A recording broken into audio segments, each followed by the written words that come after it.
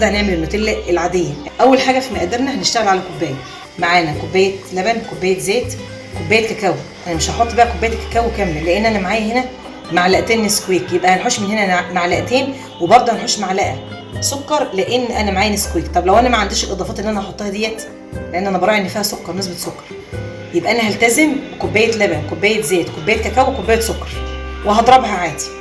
ممكن اجيب روح البندق من عند العطار واضيفها عليها عادي. طب لو انا عندي شويه بندق احطها واضيفها.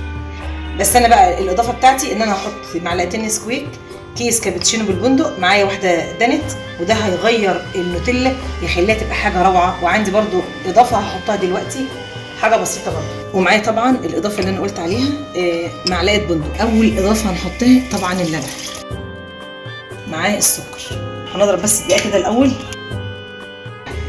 عشان ما نقعدش.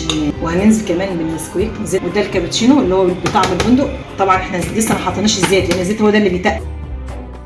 هنزل البندق معاه، انا عايزاه يتطحن عشان ما يبقاش يعني كتل كبيره، يبقى حتت صغننه كده. وننزل كمان بالدانت. هنضرب بقى طبعا ايه اللي فضل، الزيت ما نزلناش، مش هننزله دلوقتي، اما نضرب كده. هننزل بالراحه بالزيت شويه شويه، ماشي.